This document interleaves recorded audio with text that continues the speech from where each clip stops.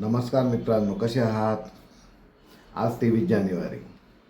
Morning group Chetananagar Nashik इथे असलेलं आमचं मित्रमंडळ. या मित्रमंडळातील ज्येष्ठ सदस्य श्री बाळकृष्ण येवले सर आज यांचा वाढदिवस आहे. चला आमच्याबरोबर वाढदिवस आम्ही कसा साजरा करतो बघा. सर्व ज्येष्ठ नागरिक आनंदाने कसं जीवन जगत आहे ते बघा. वाढदिवसाच्या निमित्ताने आम्ही सर्वजण एकत्र येतो, गप्पा करतो आणि छानपैकी चहा, नाश्ता आणि गोडधोड एकमेकांना वाटतो, वाढदिवस साजरा करतो. बघा आमचा वाढदिवस साजरा करण्याची पद्धत कशी आहे ते तुम्हाला नक्की आवडेल.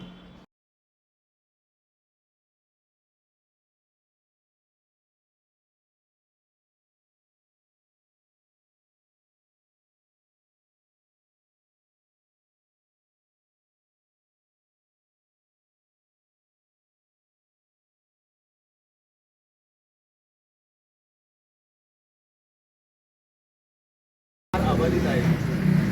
खरं म्हणजे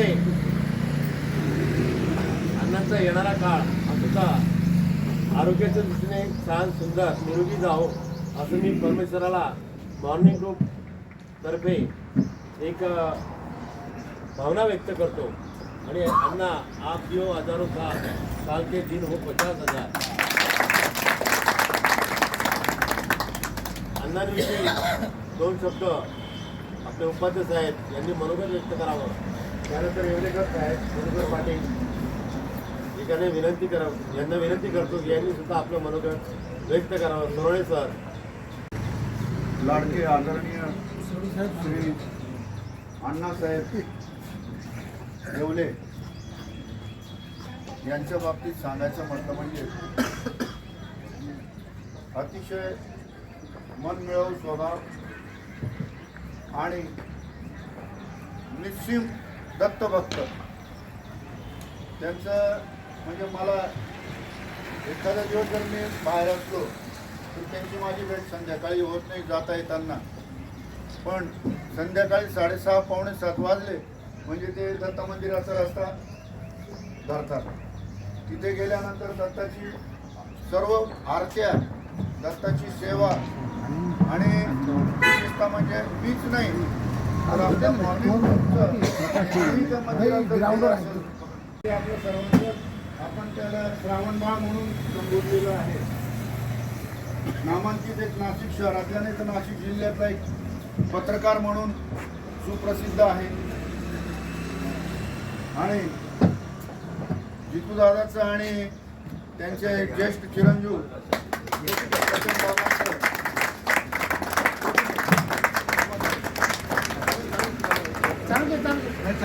दादांचं अतिशय अण्णांकडे लक्ष आहे. जन्माला आलेला माणूस सर्वच समाजामध्ये गावात परिचित होऊन लोकप्रिय झाला.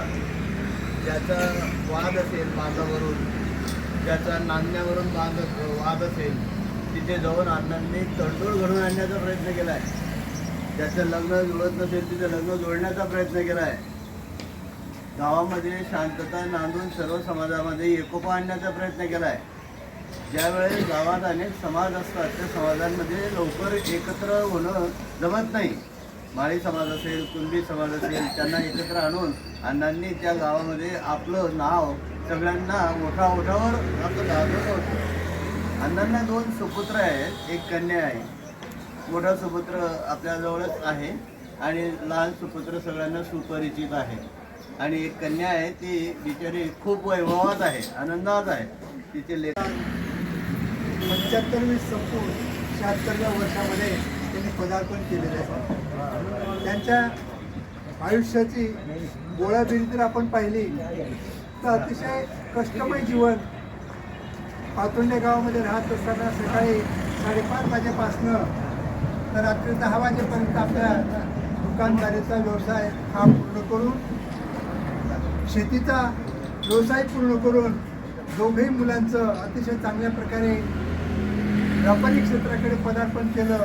आजही दोघं मुलं अतिशय कष्टाळू आहेत. शिक्षण कमी असेल परंतु शिक्षणापेक्षा माणसाला अनुभवाची शाळा अधिक महत्त्वाची असते. शिक्षण फक्त 4 भिंतीत असतं, परंतु जेव्हा मनुष्य अनुभवामध्ये वळतो, तो समाजामध्ये जातो, तेव्हा मात्र अतिशय नावलौकिक कमवणारं अशा हे दोघंही मुलांचा आज म्हणजे एक स्वभाव बनलेला आहे किंवा लोकांना हव्यावेसे वाटणारे असे दोघंही पुत्र आहेत. आणि विशेष त्यांचे खूप होते, वेगवेगळ्या समाजाचे मित्र होते. आमच्या गावात जास्त करून आहे ना जातींमध्ये भानगडी खूप चालतात, 2 जातींमध्ये. पण आमचे अण्णा असे तब्येतीकडे बघून द्या, एकदम असं काढतात, पहिल्यापासून असेच आहेत. पण भानगडी मोडायला 1 नंबर. म्हणजे कुठे बी दोघांचं युद्ध चालू आहे, लाट्याकाट्या चालू तरी अण्णा मध्ये पडायचे. हा, म्हणजे पहिल्यापासून तो स्वभाव आहे त्यांचा. आणि कसं त्यांचं मिटेल बुवा हे कायम त्यांचं ध्येय राहायचं. तर पहिल्यापासून तेच होतं. आणि आता पाटील काका मगाशी म्हणाले की बुवा ते शिडीवरनं खाली उतरले, तर पूर्वीपासून त्यांना ते काय बरोबर पाणी भरायला जायची सवय, त्याच्यामुळे ते काटक होते. आणि आता पण आमच्या जुन्या घरामध्ये 5 मजल्या एवढं आंब्याचं झाड आहे, 2 झाडं आहेत. तर अन्न खालून 5व्या मजल्यापासून त्या झाडावर पूर्ण शेंड्यापर्यंत जातात आणि दुसऱ्या गच्चीवर उतरून खाली येतात. म्हणजे आम्हाला असं वाटतं की तुम्ही सोडू नका. माहिती आहे सगळे आंबे तोडून अन्न खाली उतरायचे. म्हणजे आम्ही तोपर्यंत आम्ही अन्नाकडे पाहिजे, आंबे येतात खाली का अन्न खाली येतात, तोपर्यंत आम्हाला चिंता राहायची. पण अण्णा एकदम म्हणजे घाबरू नका असंच म्हणायचे, कारण त्यांना माहिती आहे पहिलेपासून त्यांना झाडांची आवड. कोणतं झाड लवचिक असतं, कोणतं ते हे असतं, म्हणजे त्याची त्यांना खूप माहिती असल्यामुळे ते खूप स्वतःची काळजी घेतात. आणि या स्वभावामुळे त्यांना आमच्या पातोंड्या गावामध्ये सोसायटी असते, विविध कार्यकारी सोसायटी, त्याचं बिनविरोध सोसायटीचं चेअरमनपद त्यांना मिळालं होतं. या फक्त या मित्रपरिवारामुळे. आणि खरं म्हणजे सांगायचा हाच उद्देश आहे की पैशाने श्रीमंती मोजली जात नाही, माणसंच ही श्रीमंती आहे. ज्याच्याकडे माणसं जास्त तो सगळ्यात श्रीमंत आहे, कायम लक्षात ठेवलं पाहिजे. आता बहुतेक लोक असं आहे की आज आपण अण्णाचा कसा वाढदिवस करतो, इतरांचा करतो, असे बहुतेक लोक असे की घरून उठतात, ग्राउंडमध्ये येतात, परत घरी जातात. तर त्याची घरामध्ये धड मुलं बोलत नाही, पुन्हा बोलत नाही. त्यांचं जीवन फक्त असं एकाकी जीवनासारखं चाललंय. काही जण तर ग्राउंडमध्ये पण येत नाही, ते असे एकाकी जेवण जातात. तर आपल्या ग्रुपचं माझं स्वतःचं खूप वर्षापासून ध्येय आहे की आपल्याला अशा लोकांना प्रवाहात आणायचं आहे, जेणे धर्म आहे. सख्खे दोघं भाऊ, फक्त 15 वर्ष एक लिंबाचं झाड, ते गेलं फक्त 700 रुपयाला.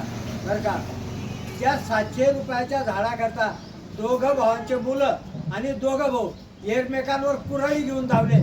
एकाने कुऱ्हाड टाकली, एकाने उठून एकाला गटारीत टाकलं, दुसरं त्याच्यावर कुऱ्हाड टाकणार. मी दुकानातून उडी मारली, डायरेक्ट त्याचा हात धरून घेतला. त्याला म्हटलं मारायच्या ना मला मार, तुझ्या भावाला तू मारू नको. बरं का, कशा करता मारतो? 500-700 रुपयाच्या झाडाकरता. हां, तर त्या माणसाने हातातली कुऱ्हाड जागी टाकून दिली. आणि नंतर 1 वर्षानंतर ते 2 भाऊ एवढे एकत्र झाले, एवढं प्रेम वाढलं त्याचं की सगळ्यात आधी मी जर गेलो तर सगळ्यात पहिला ते आम्हाला त्यांच्या घरी होतो. वडवे साहेबांकडून खूप आदर्श घेणार काय बघ. नाही खरं आपल्याला ऐका, अण्णा दत्त भक्त असल्यामुळे एक नारा लावा, अवधूत चिंतन